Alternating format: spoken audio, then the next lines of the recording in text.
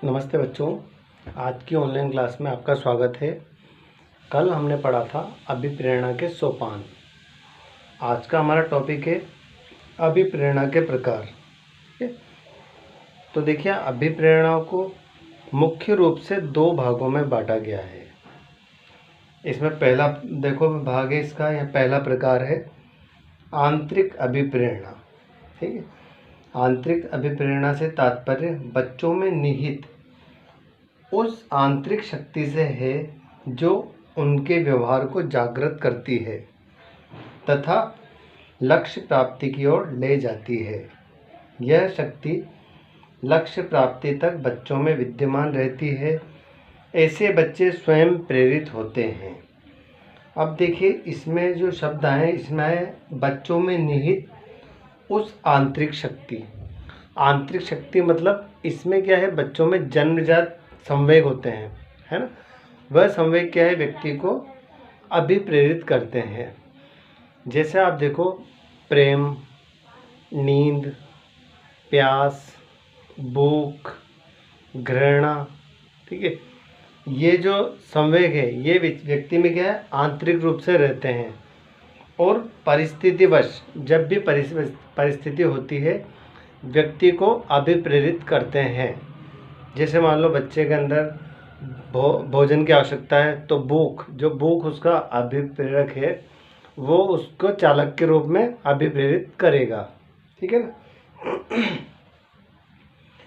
अब देखिए आप इसमें देखो ऐसे ये शब्द है, ऐसे बच्चे स्वयं प्रेरित होते हैं। स्वयं प्रेरित क्योंकि आंतरिक संवेग है, वो आंतरिक संवेग है, इसलिए बच्चा स्वयं अभिप्रेरित होगा।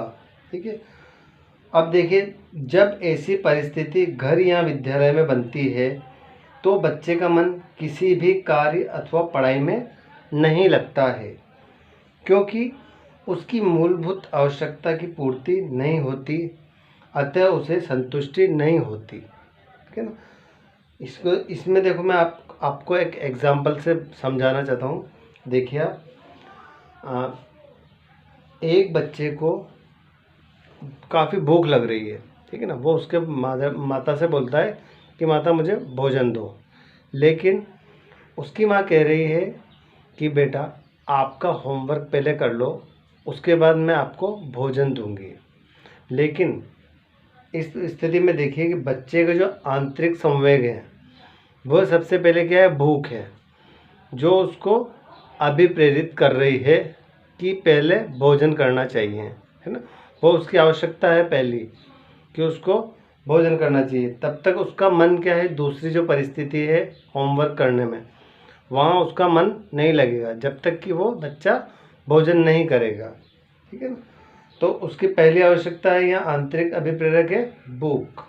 ठीक है, तो वह क्या है, जब भोजन कर लेगा उसके बाद पढ़ाई आसानी से कर लेगा। इसके बाद देखिए दूसरा प्रकार बाह्य अभिप्रेरणा। इसमें आप देखिए इस प्रकार की प्रेरणा में बच्चा बाह्य प्रेरकों से प्रभावित होकर कार्य करता है। बच्चों को लक्ष्य उन्मुख करने के लिए प्रोत्साहन एवं पुरस्कार का सहारा लिया जाता है।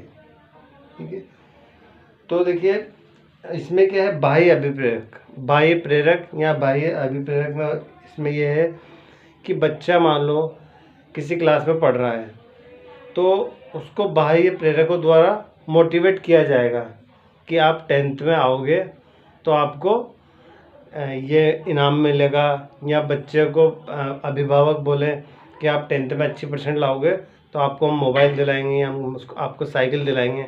तो ये क्या है, बाह्य प्रेरक हैं जिससे बच्चा क्या है, प्रभावित हो रहा है। ठीक है, अब इसका मिला जुला मैं आपको एक एग्जांपल बताऊंगा, जिस एग्जांपल के द्वारा आपके दोनों प्रकार क्लियर हो जाएंगे।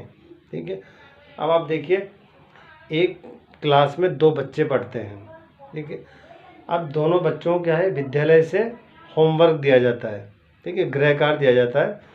तो एक बच्चा तो क्या है, स्वयं विवेक से उस कार्य को कर लेता है, ठीक है, क्योंकि वह क्या है, इसको आवश्यक समझता है और उसके आंतरिक प्रेरक वो उसे अभिप्रेरित कर रहे हैं कि आपको होमवर्क समय पे कर लेना चाहिए। इसके अलावा देखो आप जो दूसरा बालक है दूसरा बालक को उसकी माता पिता बोलते हैं कि आप होमवर्क करोगे तो आपको खेलने दिया जाएगा, आप होमवर्क करोगे तो आपको अच्छा भोजन दिया जाएगा। इसी प्रकार उस बच्चे को विद्यालय में कहा जाता है कि आप समय पे कार्य करोगे तो आपको पुरस्कार दिया जाएगा, आप समय पे कार्य करोगे, अच्छी परसेंटेज लाओगे तो आपको विद्यालय से पुरस्कार दिया जाएगा।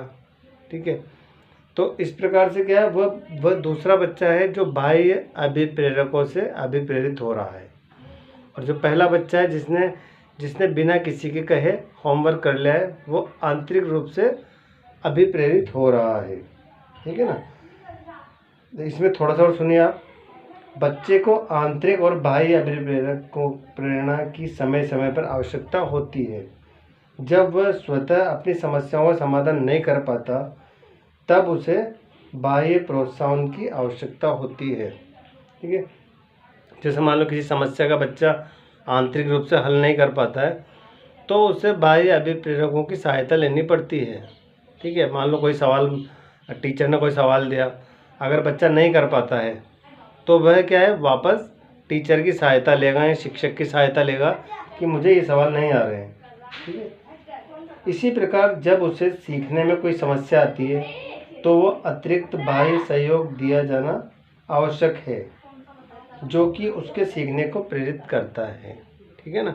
तो आंतरिक जब अभिप्रेरक काम में नहीं आते हैं या वो संभावित नहीं होते हैं, ठीक है, तो वहाँ पर क्या होता है, बाह्य अभिप्रेरक कार्य किए जाते हैं।